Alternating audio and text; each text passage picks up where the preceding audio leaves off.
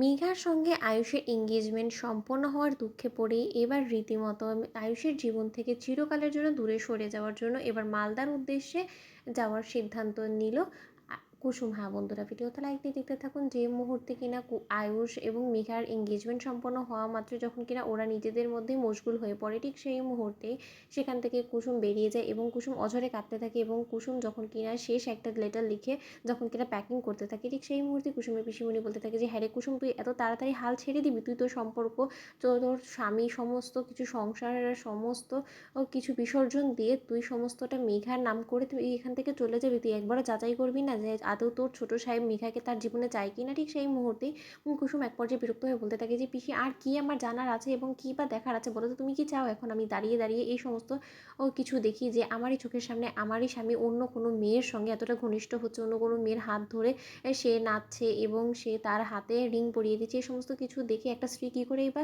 হাতে হাত দিয়ে দাঁড়িয়ে থেকে এই সমস্ত কিছু দেখতে পারে বলো তো? আমার মধ্যে এতটা ধৈর্য নেই এবং আমি যথেষ্ট পরিমাণে আমার ধৈর্যের পরীক্ষা দিয়ে দিয়েছি এবং আমি আমার ভাগ্যকে মেনে নিয়েছি বেশি, যে হয়তোবা ঈশ্বর আমার ভাগ্যে এটাই লিখেছে এবং ভাগ্যের নির্মম পরিহাস যে আমি এখনো পর্যন্ত আমার স্বামীকে নিজের করে পাইনি এবং আমি আমার স্বামীকে একবারও বলতেও পারবো না যে কোনোদিনও যে আমি তার স্ত্রী এবং আমি তাকে আমার নিজের স্বামী হিসেবে সেই ভুয়া বিয়েটাকে আমি বাস্তব বলে ভেবে নিয়ে আমি এত বড় একটা ভুল করেছি, সেটা তো আমি নিজের পায়ে নিজেই কুড়ুল মেরেছি। তাহলে আমি তার থেকে কেন এবার কিছু আশা করতে যাবো বলো তো? তার থেকে বরঞ্চ এই দুজনের জীবনের মধ্যে একজন তো অন্তত সুখী হোক। আমি চাই যে ছোটো সাহেব সুখী হোক এবং ছোটো সাহেব যে মেঘা ম্যাডামের সঙ্গে যথেষ্ট পরিমাণে সুখে এবং আনন্দে ঘর সংসার করতে পারবে, সেটা আমার বুঝতে আর বাকি নেই। কারণ তুমি আজকে দেখতে পেলে না, যেই কিনা মেঘা ম্যাডাম তাকে প্রপোজ করলো হাঁটু গেড়ে, তাকে ফুল দিয়ে, সে তেমনি কিন্তু চুপ হয়ে দাঁড়িয়ে পড়লো। তার যদি সত্যিই পছন্দ না থাকতো পিসি, তাহলে তুমি বলো তো? তো সে তো অবশ্যই দেবী মায়ের সামনেই বলতো যে না, সে মেঘাকে শুধুই বন্ধু বলে ভাবে, কিন্তু সে তো সেটা করেনি।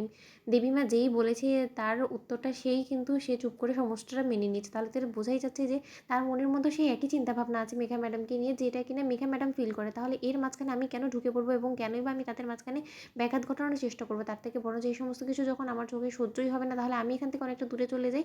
আমি আমার মতো করে ভালো থাকবো, আমার জীবনটাকে আমি গুছিয়ে নিতে পারবো। ঠিক সেই মুহূর্তেই কুসুমের পিসি যখন বলতে থাকে যে কিন্তু কুসুম, সবটাই কিন্তু এরকম করে শেষ করে দিয়ে তুই চলে গেলে তুই রীতিমতো নিজের হার স্বীকার করে নিবি। কারণ কেন জানি না, আমি জানি না, হয়তো বা আমার এটা মনে হচ্ছে কিনা যে মেঘা যে জিনিসটা দেখানোর চেষ্টা করছে বড্ড বেশি ভালো মানুষই, সেটা আসলে ও নয়। এবং তুই যদি এখান থেকে চলে যাস, তাহলে শেষ পর্যন্ত আমরা মেঘার আসল চেহারাটা ঠিক কী সেটা জানতে পারবো না। ঠিক সেই মুহূর্তে কুসুম যখন বলতে থাকে যে কেন পিসি, তোমার হঠাৎ করে কেন মনে হচ্ছে যে যাকে কিনা পরখ করেছে স্বয়ং ইন্দ্রাণী গাঙ্গুলি, সেই ইন্দ্রাণী গাঙ্গুলি কি ভুল করলো মেঘাকে পরখ করতে, মেঘা সম্পর্কে খোঁজখবর নিতে? এটা নিশ্চয়ই আর করবে না দেবীমা। ঠিক সেই মুহূর্তে কুসুমের পিসিমণি বলতে থাকে যে হ্যাঁ রে কুসুম, তুই জানিস না আগেও কিন্তু ম্যাডাম এরকম অনেকবার ভুল করেছে এবং তুই তাকে দেবী বলে মানিস বিধায় সে যে কোনো রকম কোনো ভুল করতে পারে না সেরকমটা কিন্তু নয়। তুই কিন্তু বারবার সেটার প্রমাণ পেয়েছিস। তো বন্ধুরা, লাইক এবং শেয়ার করে সাবস্ক্রাইব করতে ভুলো না।